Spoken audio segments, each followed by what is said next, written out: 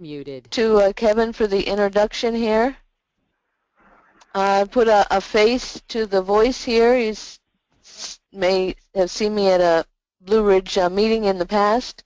One thing that I forgot to include in the bio information that I sent to Norville earlier was that I'm very active in ASQ and am the founding chair of the Northern Shenandoah Valley section just to the north of you.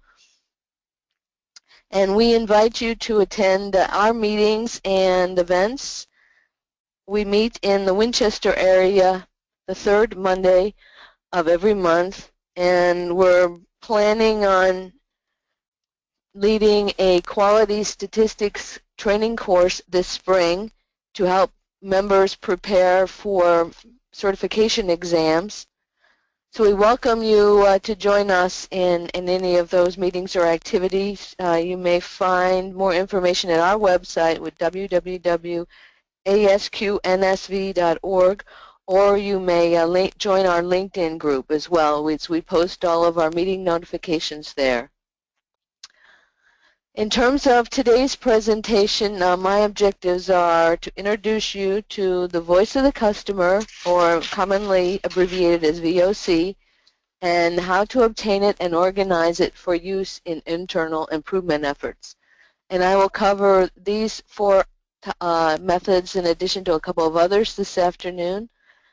And at the conclusion of that, have an opportunity for you to ask some questions regarding those methods, and then close with two examples of using these VOC tools in the context of Lean Six Sigma projects, as well as discussing the benefits of using the voice of the customer in your internal improvement efforts. The voice of the customer is an important aspect of the SOS Consulting Compete program. So this is an important item that I think should be a part of every improvement effort, and that we often overlook internally. So let's start with some terminologies, get some common definitions. Who is the customer? Well, customers are those individuals or groups that receive our products or services. There are two types of internal customers, and they are the customers within our own organization that use the outputs of our work, of our process, as inputs to their process.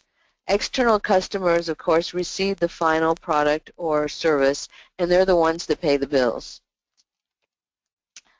Voice of the customer is a terminology that is commonly used to describe our customers' needs and their perceptions of our product and or service that we then translate into specific product and service requirements that in turn can be used as we design new products and services, or we improve existing products or services. And although most people only think about the voice of the customer in terms of the external customer, it can also be used with internal customers, as you'll see in the examples later on. And the voice of the customer use was known as both reactive and proactive sources of information, and I'll define those here in a little bit. But so why is this really important? Who cares about the voice of the customer? Well, as I'm sure most of you know, the real work to fulfill a customer need moves horizontally through an organization, not vertically up and down the organizational chart. Functional thinking, or that up and down thinking, results in people thinking more about what's best for their role, their function, than what's best for the customer. In fact, if any one of the functions is focused on their own function or anything else other than the customer, then there's the potential for a disconnect to exist that results in productivity or quality problems, confusion, and turf wars, which lead to an unhealthy organization. So it's critically important for a number of reasons. The real trick, however, is to translate the information that we receive from the customer, the voice of the customer, into requirements that we can use for design and improvement internally. So translation involves taking perhaps some nebulous statements like, "this remote does not work," to translating that down to understanding that the customer doesn't understand some key operations and that they need to be usable with little to no instructions. Or say someone responds as, I don't want to listen to a bunch of options and then wait on hold when I call you for a question. And translating that first level, maybe they want to talk to a person as quickly as possible. Further digging, you may get to less than 3 options on the phone tree and a sufficient number of customer service reps to handle peak calls. So there is a science in terms of how you collect the information, but there's also a little bit of art in being able to get down to the requirement that you can take action on. And hopefully the methods that I'll share today, you'll see how that can happen. Voice of the customer depends, like a number of the tools that we use in the quality profession, on having data and good data. And this is just an example of a data collection, a matrix in which you might develop a data collection plan. So first of all, who's your customer? Are they internal or are they external? And what is it that you need to learn from them? And why do you need to learn this? So how do you expect to use this information? Then there are 2 different sources of information, as I alluded to earlier. First, what are the things that currently exist? Those are known as reactive sources of information. Those may be customer complaint databases, maybe your key performance indicators in your scorecards, other information that you get from customer feedback, maybe from your sales representatives or reps on the phone when people call to make orders. Proactive sources of information are sources in which you have to go get or do something to get them. So surveys, interviews, focus groups, visits, and observations are ways in which you may do that I'll discuss here today. And then in your final column, you would summarize what it is that you learned from all of this research and what does that mean that your customer needs. A focus on the proactive sources. First, customer interview. Customer interview is a very important gathering technique to understand the voice of the customer, as it's a way in which you can foster a cooperative working relationship together. It is important, however, that it be well designed, so that before you ever meet with the customer, you know who this individual is, what their role is in the organization, so that you can ask your questions using terminology that's relevant to their role and their understanding of the product or the service. And that you are able to put them at ease through the interview process so that you can get unbiased, valid information.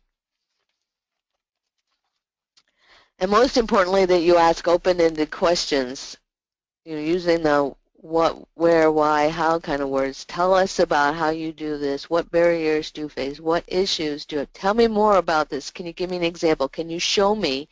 Ideally, if you could do this interview in their place of work so that you can say, can you show me? They can pull out some documentation or take you to the place in their organization where they actually used your product.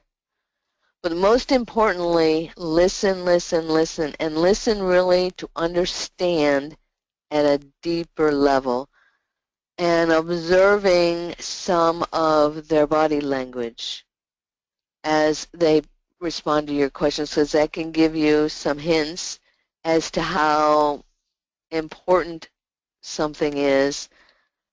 If it's something that's painful to them, something that they're delighted about, or uncomfortable with, not just the words, but listening totally to understand. It's often very useful to have 2 people participate in the interview. One that focuses on asking the questions with follow-ups, and a second person that's listening to understand and take notes. And if you're going to take notes, make sure you tell the customer in advance, we're going to be taking notes so that we don't forget once we leave here what we learned from our conversation, but give them a heads up out of courtesy that you're going to be taking some notes.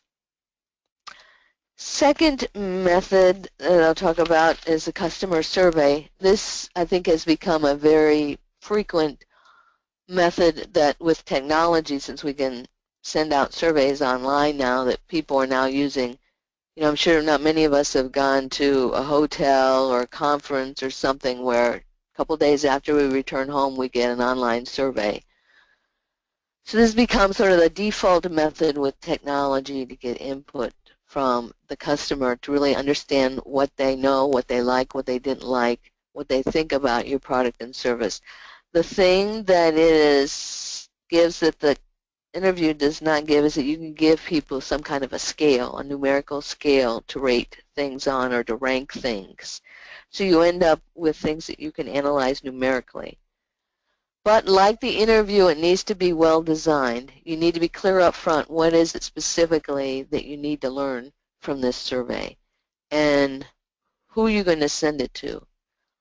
What's their role again? What's the terminology that they use that they'll be familiar with? And then how are you going to administer that survey? What form is it going to be in? Is it going to be paper? Maybe you might do that internally, or if you've got a very defined audience that you can send a paper survey to. And certainly online has made it a lot easier to get feedback from a lot of people and very quickly and into a format that you could analyze, say using Excel or Minitab or any other statistical software. But you think about that up front, and are the people that you're sending this to people that are going to be comfortable using that format? And of course, how you generate the questions, how you word the questions is important. You want to keep it short and simple and relevant. And the one that I find people don't pay attention to in developing a survey is keeping it clean. That is, ask one question at a time. Anytime you have a statement that you ask people to respond to that has ands or ors, it's a clue that you've perhaps got two questions combined into one. So look for those kind of things. And of course, if you use a scale, say a 1 through 7 or 1 through 10 or a strongly disagree to a strongly agree, that you provide clear definitions of what you mean by those things and instructions for how you want the form completed. It's also very useful once you have the questions developed to test them or to pilot them with several participants, people who are representative of those that you'll be sending it to so that they can give you feedback on how the questions are worded. I remember once when I was working with DuPont, I was working with a corporate engineering group that was seeking some input from their internal business customers. And some of their questions I thought were pretty confusing, but they interpreted my lack of understanding to the fact that I was not real familiar with their work processes. So I encouraged them to test and pilot with several people that they thought would be representatives of those that would be answering their survey. And they luckily followed that advice and got similar feedback from those individuals that some of the questions were confusing and that each one of them had actually interpreted some other questions differently and hence came up with different responses because they had different interpretations of the questions. And that was very useful feedback to the design of the survey and then being able to analyze the results once we got the results.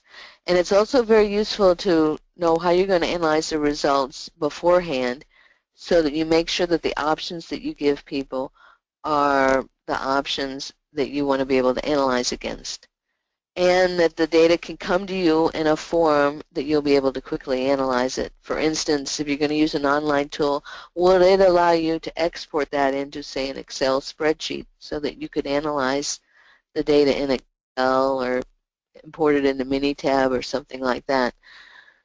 So you want to understand all those things. It's not as easy or as quick maybe as some people think it's going to be, because we've got all these wonderful online tools now.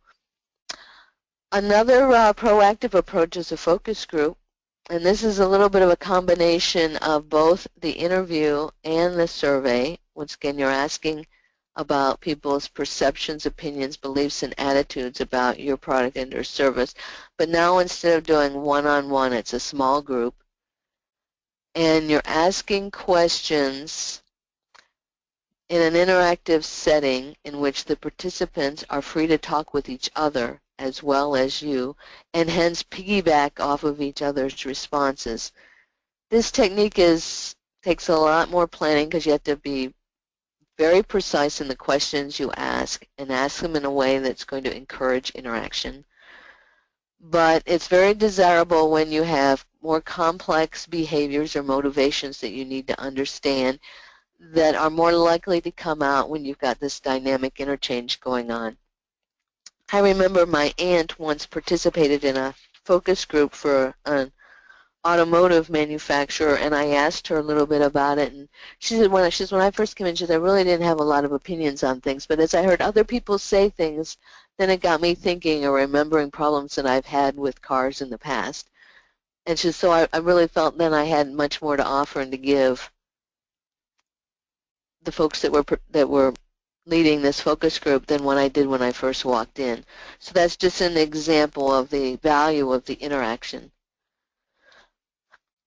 Fourth technique that I'll mention is probably one that you've not heard, this big long word, ethnography. It's not a very common word, but essentially what it is people watching, but doing it with the purpose of really gaining a deeper understanding of how a customer uses your product and service and what challenges or struggles that they have, or maybe even new ideas that they have for using your product. So you can uncover some unmet needs, dispel some myths or misunderstandings as to how they use your product, see the problems that they face so that you can fix them, and perhaps identify new uses or new ideas for your product. So why watch people? Well, as Margaret Mead, the anthropologist, said, what people say, what people do, and what people say they do are three very different things. I think that's why our friends that are involved with lean manufacturing say go to the gemba, go to where the work is occurring. So if you can get permission from your customer to go, whether that's internal or external, to go and see their process, see them use your product or your service, I think you'll get a lot more deeper understanding. But once again, it takes planning. You just don't show up. Practice. Practice in noticing the little things and looking for things that you didn't expect. And practice looking for the why. It's not asking the why, but looking for the why. And you might ask, well, Susan, how do you practice noticing the little things or looking for the unexpected? Well, there are a lot of tools, little games out there, puzzle games, say, in which you identify the differences between two different photographs or two different drawings. Things like that, things that you can do, say, on the iPad or on your phone. Little games like that that get your brain focusing on and looking for little things and differences, looking for things you didn't expect to see. Then you want to make sure you select a representative group or area to observe, and be clear on what questions you're looking to answer by observing them, and what are the things that you need to see to answer those questions. And then to stake out some kind of a location in which you have good eyesight, good view to see things without any obstructions, but that you're also not interacting or interfering with their work. Because many people, this is known as the Hawthorne effect, this last item here, many people will behave differently if they know they're being watched. And so you don't want to do that. You want to find a location in which you can observe everything but not interfere with their actions. You may also sometimes be able to get permission to, say, video something, but you'll want to get that permission in advance and make sure that whatever equipment that you're going to use, a camera, a video recorder, your phone, is working and is working as you intend it to work and that you've practiced using it. So you don't get there and fumble with those types of activities. Now, all of these methods will result in lots of information. So what do you do with all of it? The one challenge that you often have is that you get lots of information, but it's all in the form of text information. It's not numerical that you can take averages and standard deviations or do histograms or anything with. So what do you do with all this text data? Great way that I think is often underused is the affinity diagram, to take and combine your statements into some natural subgroups. And the way in which to do this, and many of you may have done this, is to take each statement or each observation and put it on an individual index card or post-it note and lay them out on a flat surface, say a large conference room table or on a wall, and then get your improvement team around that table or that wall, and without talking, and the key thing here is without talking, begin moving those statements, those little cards and post-it notes around so that those statements that are alike or on the same topic area are grouped together. Now you may move something back and forth, and if something seems to fit in more than one group, that's okay. Create a duplicate card and leave it in all the groups that it seems to fit into. And you may run across a case where some statement or some observation doesn't seem to fit with anything else. It's okay to be a lone wolf and have it sit out there on the side, but do that not without talking in the group. And you might say, well, why not talk, Susan? Well, if you don't talk, you don't overanalyze. And you don't fall into patterns of existing groupings. And you may identify some wildly different groups that you didn't anticipate if you don't talk about it and overanalyze it. Once there's no more movement going on, then the team can talk about each group and create a summary or a header card for each grouping. That's a word or a phrase that captures the central idea or the central theme of the grouping. You may also find that it makes sense to take really large groups, say a grouping that has 20, 30 different statements or observations into it, and subdivide it into smaller groups with much more specific themes for each one of those within the larger theme. Or to combine 2 or 3 small groups under one larger group. An example that you may have seen, any of you that have the memory jogger 2 from the Goal QPC, includes an affinity example concerning problems with implementation of a business plan. And these were just things that were brainstormed by an improvement team that then were grouped using the affinity process into several groups. So in these 2 on this page, we have 3 small groups that are under one larger group, all these around the approach and some specific things about the approach. And then the second one has got 2 groups that are all around the functioning of the team. Second page here, there's yet another group that has 3 smaller groups in it, and then there's one group that just stands alone. So then these things that are the themes or the header cards become the areas of your customer needs that you'll want to dive deeper down into, something that you can measure and quantify for design and for improvement. Another method of organizing customer input, the voice of the customer, is to create what's known as a CTQ tree, where CTQ stands for critical to quality. So you take the need of the customer. In this example, they need a cup of coffee in the morning before on their way to work. And so what does that mean that they need that? Well, it means that it needs to have the right temperature, right taste, good volume, and a cost that they're willing to pay for it. And what does that yet mean? Well, it means that it's hot. What does the taste mean? That means that it's good. What's the volume mean? That it's a full cup. What does the right cost mean? That it's cheap, it's inexpensive. Hot, then you can get down to what does that mean? Well, that means we can measure that in degrees Fahrenheit. And specifically, if we were to give a customer specific options that we could measure, what's too hot, what's too cold, we could get that to a temperature range. Excuse me.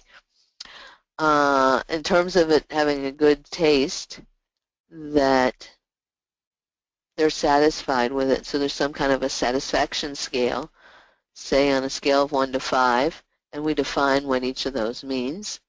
And once again, we could present a customer with various options and ask them, what's good, what's not so good, what would they buy, what would they not buy.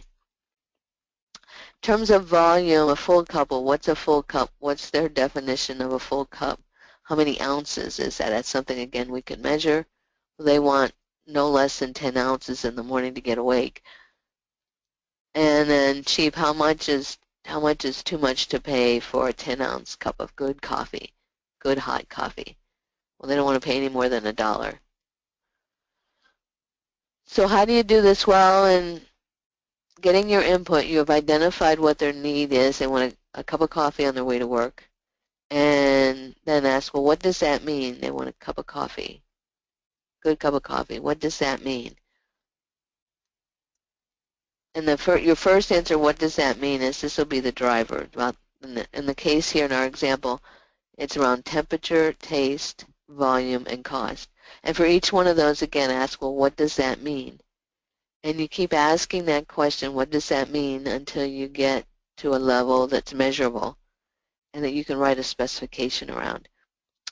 You're not necessarily asking the customer what would it mean, but you're taking the input that you received from your interviews, your observation, your surveys, to dive deeper in using that data to put it together into what the relationships are between all the input that you received.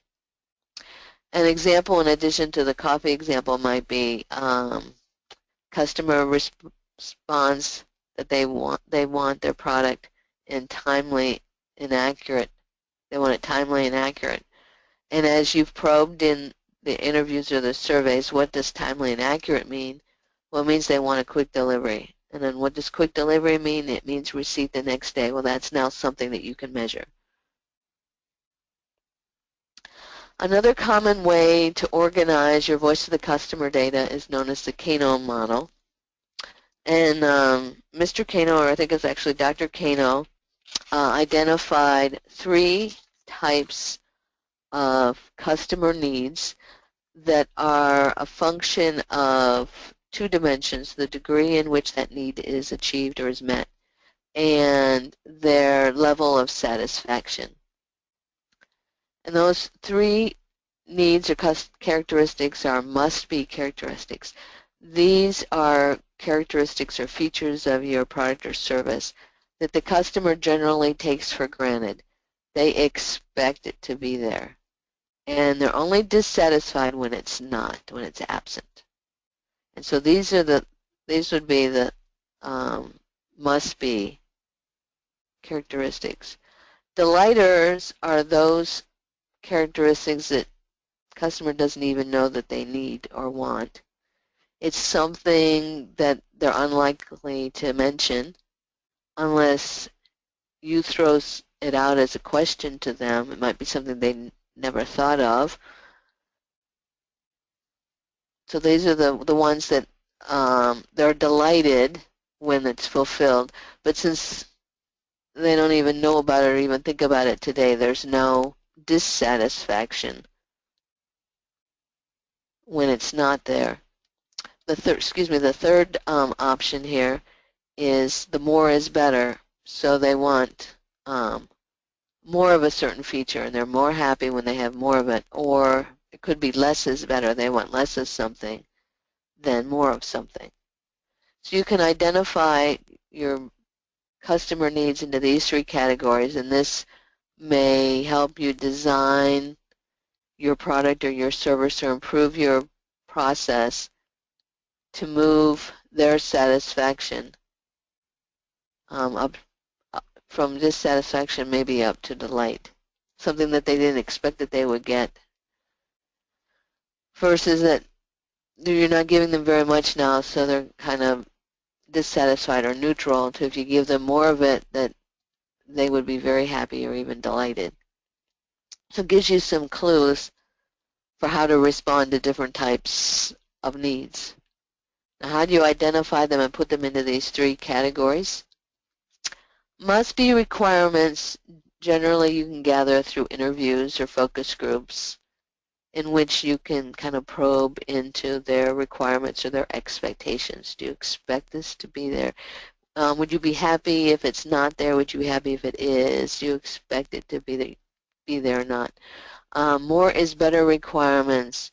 Generally, you can get those using a survey because you can give them some kind of a scale to respond to. If it's 10, more than 10 minutes, how would you respond? If it's more than 20 minutes, if it's more than 30 minutes, if it's less than, or if it's less than something, get the more is better requirements. The lighter requirements, however, are a little bit harder to identify because they don't even know that it's something that they need. So the focus groups where you can get interaction between customers is one way in which you can do that. Maybe even in an interview you can probe and get some of that. And certainly in ethnography where you can see them use your product and maybe see them struggle with something and identify if you address that might delight them. Another way to identify the type of need it is to ask the customer two key questions. How would you feel if this blank need was addressed? So that's a positive question. Second question, on the negative, how would you feel if the need was not addressed? And then give them four choices to answer the question. I'd like it, it's normally that way, or I expect it, I don't care, and I wouldn't like it.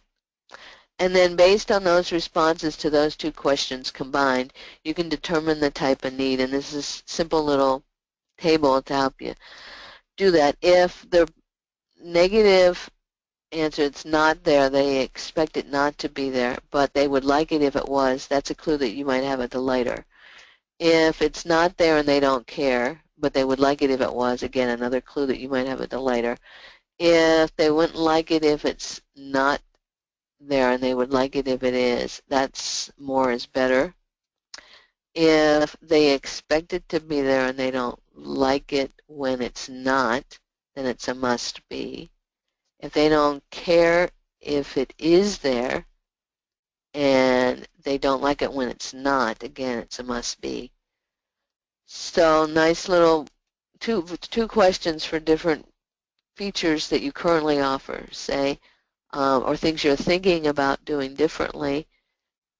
With those four choices, quickly get you to identifying those three types of needs that you have so that you can respond accordingly.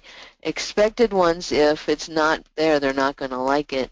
So that tells you at a minimum those are the needs you need to meet. And the lighter will maybe set you apart from, if it's an external product, an external customer, the lighter may set you apart from your competition. Last method I'll mention here is the stakeholder analysis as another way to organize your custom, particularly your internal customer input, voice of the customer.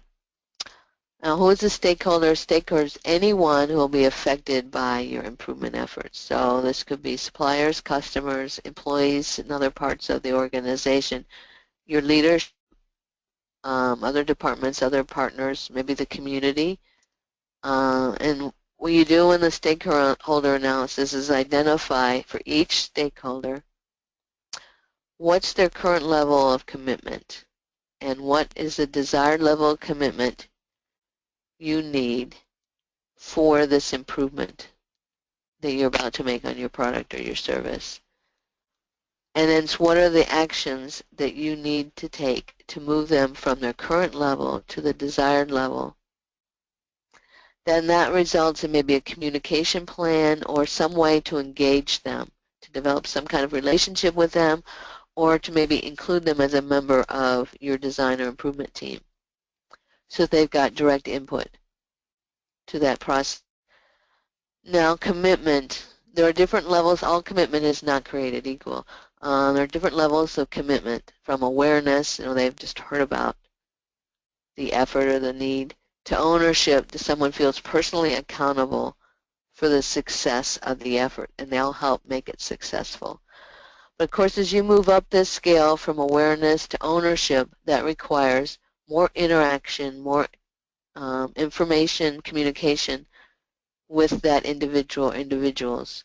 Hence, the more interaction, more information requires more time. So as you move someone from awareness to understanding, requires a certain amount of time. To move them from awareness to buy-in is going to require even more time. And certainly from awareness to ownership is going to require the most amount of time. So you need to keep that in mind as you look at what actions you need to take to move someone from one level of commitment to the next. Generally, the stakeholder analysis is done in a matrix format. This is a real example from a black belt project that I supported with a client. And so stakeholders, and these stakeholders were actually members of a project steering team, senior leaders in a business. Their current commitment, their level of current commitment, using the definitions in the previous screen, the desired commitment, and then the impact. So how is the project or the design or the improvement going to impact them? At what level? Is it going to be a high impact, low impact, medium impact? What influence do they have in the organization in affecting that change, that improvement? High, medium, and low. And what are their concerns, needs, or issues that will impact their commitment? And what actions do you, as an individual leader or team, need to take to help move them from current to desired? And who's going to own that relationship? This was a classic, great example of what this project had, since it was a business level project, had a steering team that was composed of the senior leaders in this business unit. And it was a business unit that was suffering some quality problems that were having a financial impact on the bottom line of this business unit, and as such was getting a lot of corporate attention. And yet they also had some very aggressive growth goals for the coming year. What the black belt was struggling with is that she'd go into steering team meetings to get their input and their support to move forward with various aspects of the project. And it was like Jekyll and Hyde. One meeting they'd be supportive, or particularly the business leader would be supportive, and the next not. And even sometimes within the same meeting, you'd see this Jekyll and Hyde behavior, and she was just befuddled by what was going on here, what the dynamics were. But when she sat down with the team and did the stakeholder analysis, it became very obvious as the team talked about what were her issues and needs, was that she was really feeling the weight of this financial issue as the business leader, and that they, on top of that, had very aggressive growth goals. And this was her first senior leadership role, and she was feeling the need to develop credibility both as a personal level and then as a business within the larger corporate structure. And once the team realized this, then they said, well, we need to engage her at a much deeper level in the project roadmap. And not just DMAIC, but at a much deeper level of what tools are going to be used in each phase and how they fit together. And that through the business operations leader, who she respected immensely for his operations experience, give her weekly updates as to what the team was doing and what they were learning, so that when she came into a steering team meeting, that she was prepared kind of mentally for what she would hear in front of all the rest of the leaders. And another example was the sector quality leader. This business was part of another corporate structure that was similar products that they called a sector. And the quality leader was very interested in this Six Sigma project and how it could be leveraged to other product lines, other businesses within this sector. But she really didn't have any experience or knowledge of this particular product line, and so was looking for some business credibility and for understanding at a deeper level what was happening in their manufacturing facilities. So the team actually invited her to participate in one of the plant audits that they did, which turned out to be very valuable because she brought in some expertise and knowledge from elsewhere in the corporation that was very valuable in that discussion and the outcome of that audit, as well as helped to build her buy-in for the larger project. So this turned out to be an excellent project that was used in the Black Belt project. One other way in which you can use your voice of the customer specifically for design is something called a Pugh concept matrix. And this is an example of candy wrapper. Think of little hard candies that you get that are wrapped in cellophane. And through their voice of the customer work, they identified several requirements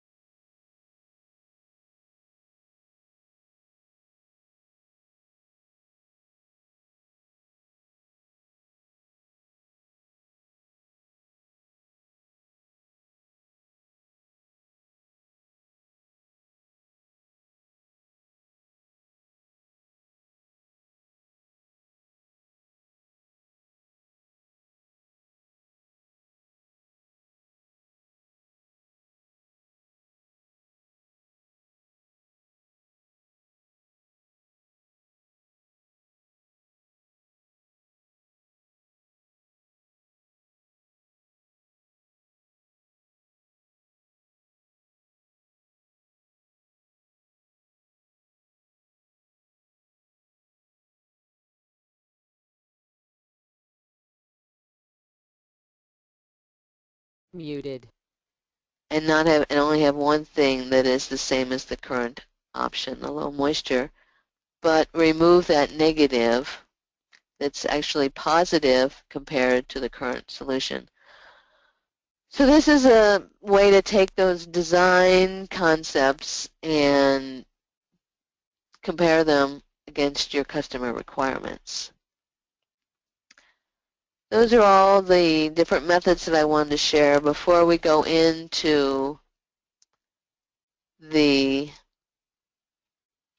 examples, and I gotta talk fast here. What questions do you have? Hey, Susan, before we have people answer questions and answer, can I remind them to please type in the chat window their name if they've attended the Sure. this webinar? Thanks. Sure. All right.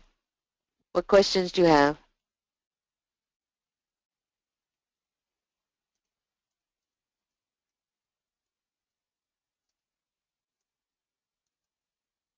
I don't see anything in the chat. So I'll move on to the examples, and maybe if you have any questions, this will help to address that. And I'll try and move through these quickly, paying attention here to our time. The two examples that I have are from the unit of a large multinational company, a household name actually that I will not mention. They have, it's actually implementation of their Lean Six Sigma in their European Business Services Center. The European Business Services Center handles all the financial transactional processes such as accounts payable, accounts receivable, taxes, for all their operations in 23 countries in Europe as well as the Middle East. And they actually have two locations that make up this European Business Services Center, one in Bratislava, Slovakia, and the second in Madrid, Spain.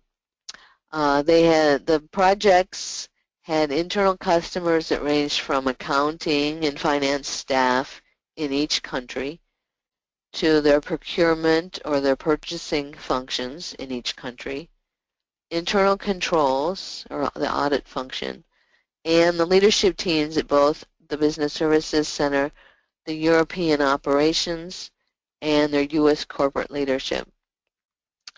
They had their external customers were banks or banking regulators because they had to meet certain rules and regulations within the Eurozone and within the U.S. since they report in their corporate headquarters is in the U.S. This was their second year of Lean Six Sigma implementation. The first year they had several Greenbelt projects that although they were introduced to the concepts of VOC, they did not implement or use, which in hindsight they learned delayed their implementation and limited their results.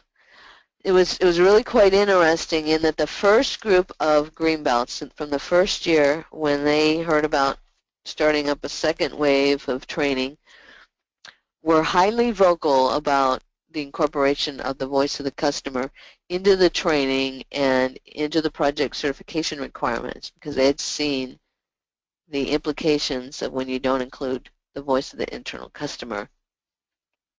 So two projects. The first one that I'll share with you is one dealing with vendor master data.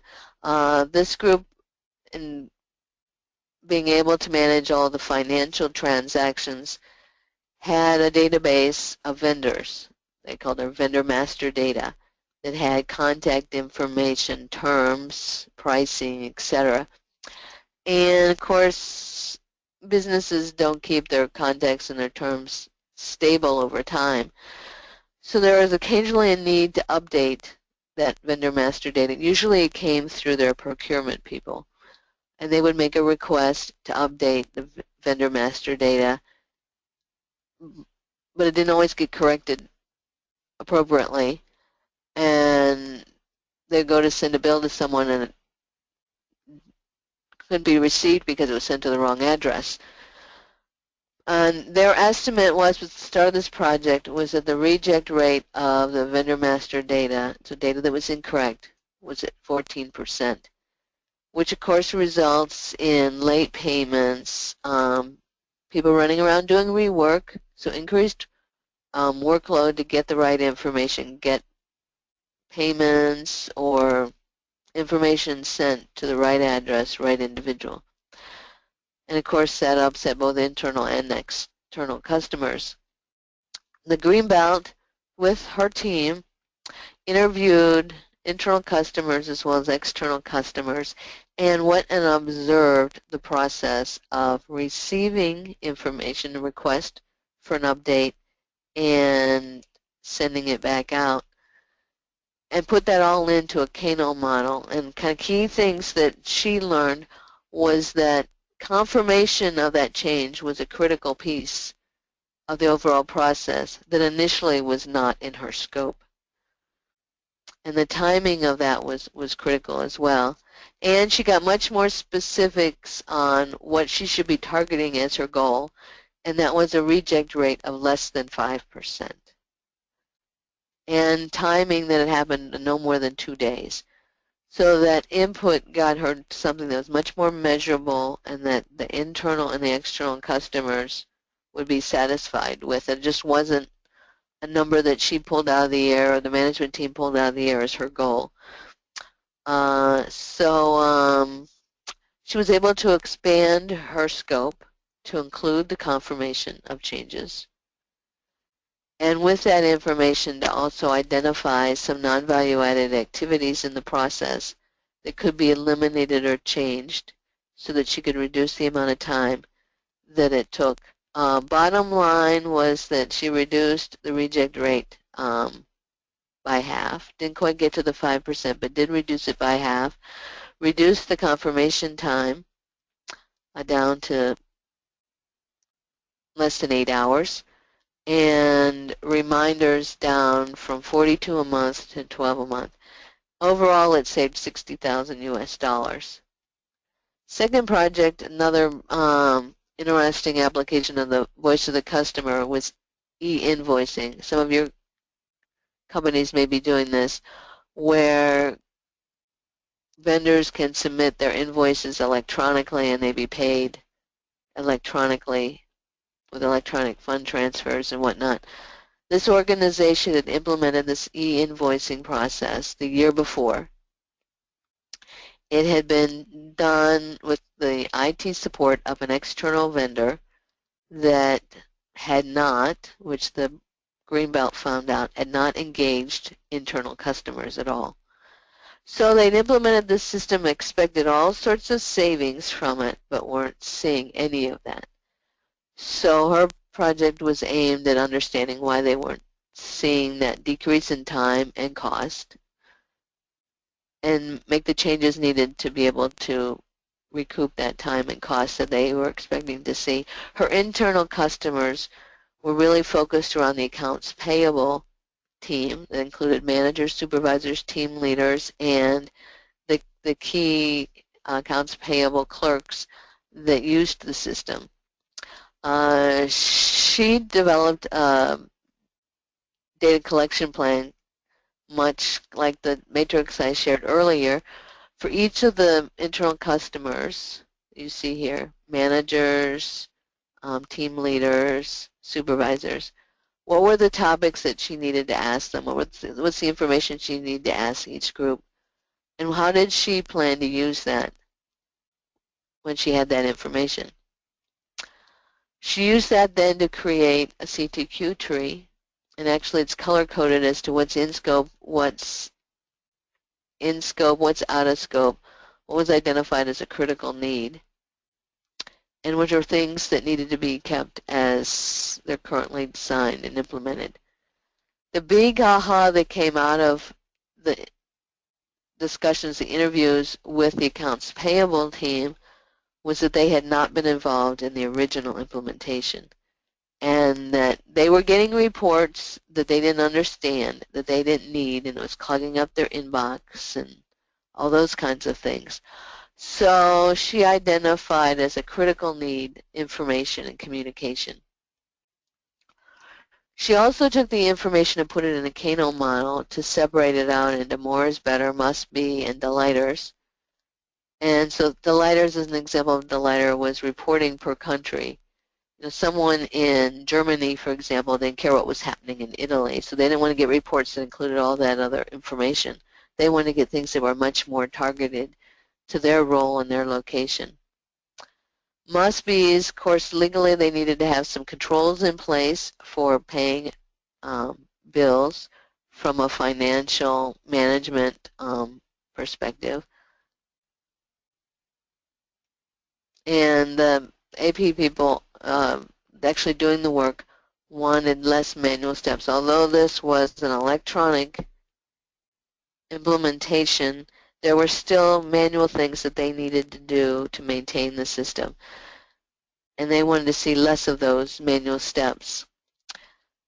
She also did a stakeholder analysis, which all comes down to communication, participating in meetings, involving people in decision-making, assignments of work, communication. So communication, particularly with the accounts payable managers, the team leaders, and the supervisors, to get their ownership.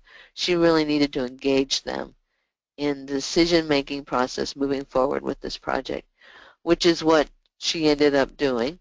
She created a communication plan by the project phase: define, measure, analyze, improve, and control. We're getting them in the define phase, everybody kind of on board. This is what we're working on. This is why we're working on it. This is where I need your help.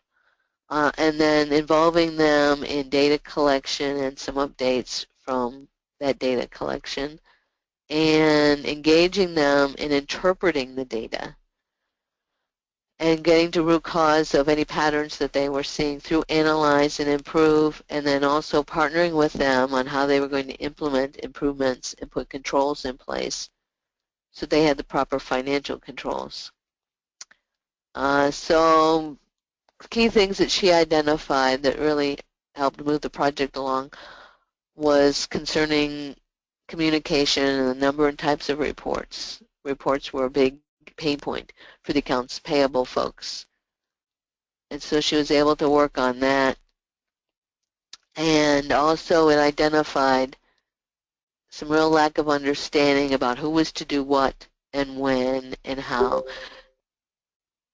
Overall, implementing and engaging people through the voice of the customer, she was able to reduce the processing time of electronically submitted invoices by 40%, which was along the estimate, was right on board with the original estimate of what they would save in the original implementation of electronic invoicing. So lastly, to summarize, why do this? What are the benefits of using the voice of the customer with internal customers? Well, you get a better understanding of your value stream from supply into your organization, through your organization, across that horizontal flow of work to your external customer.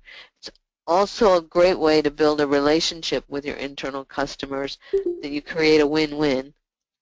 And if you're doing this for implementation of an improvement project or design of a new product or process, if you've got people's voice in the process, they feel they've had a voice, you'll be able to implement easier, quicker improvements or changes that you're going to make. And perhaps even you get an expanded view of what is needed and get expanded results.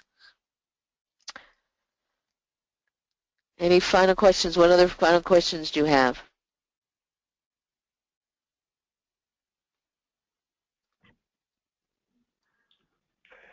So Susan, it looks like there's a couple questions in the chat box. Okay. Let me go to the chat box.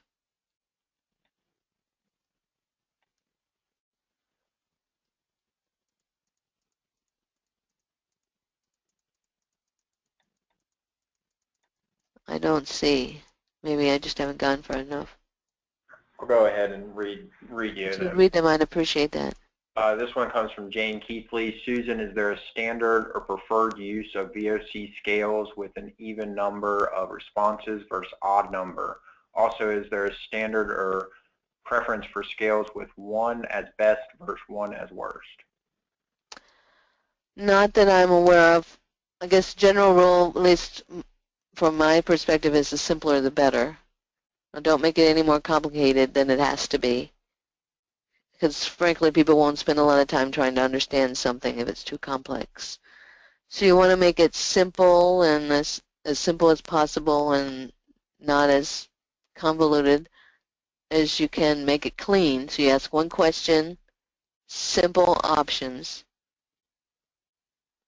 And I think the Likert scale of 1 to 7, I think, is a common, or 1 to 5, and of course strongly disagree to strongly agree.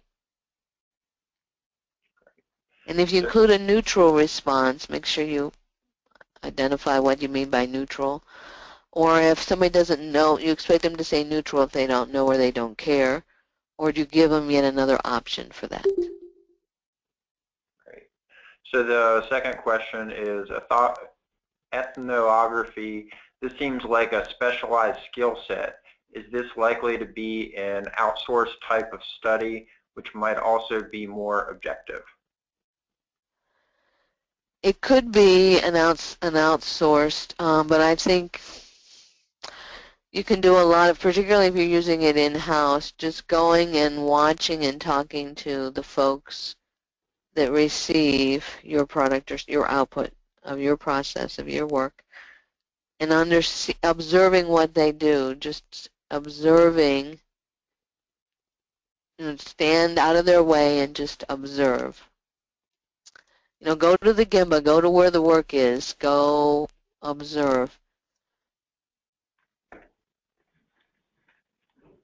If it's something externally, if you're working with an external customer and you want to, set up a specific place and location for them to try out your product or to use it, then maybe having an external group of people that are skilled in setting up such an environment would be useful so that you get the most out of it and create goodwill with your customers or potential customers.